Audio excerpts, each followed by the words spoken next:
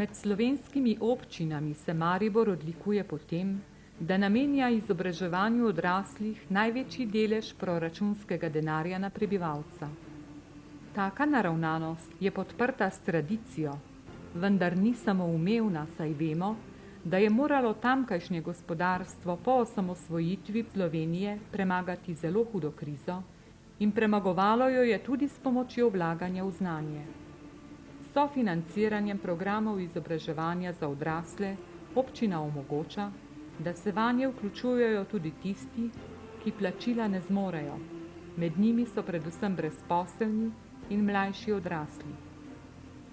Oboji potrebujejo novih spodbud in učnih možnosti, podprtih s svetovanjem in učno pomočjo.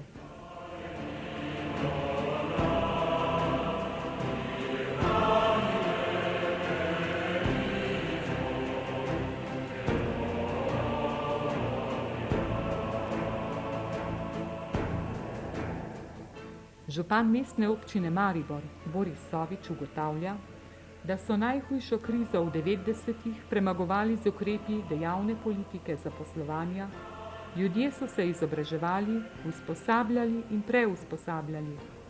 Letno se je teh programov udeležilo več kot 5000 oseb. Izobraževalnih nalog pa je še veliko, saj letošnji podatki kažejo, da je med brezposelnimi na Mariborskem največ oseb z osnovno šolo, pogosto celo nedokončano. Koliko korakov je še od tu do informacijske pismenosti?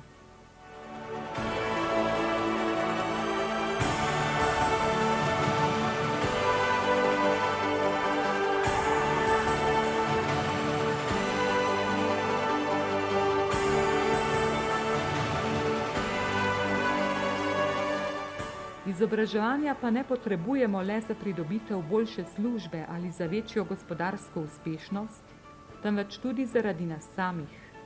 Nova spoznanja in pozitivne učne izkušnje ljudi osrečujejo, zato mestna občina Maribor podpira tudi šole za starše, svetovalne programe za mlade, programe temeljnega izobraževanja za rizične skupine, programe za osebnostni razvoj in življenjsko uspešnost, pa tudi festivalsko naravnano ponudbo tedna vseživljenjskega učenja, s katero uveljavljajo učenje kot eno temeljnih vrednot.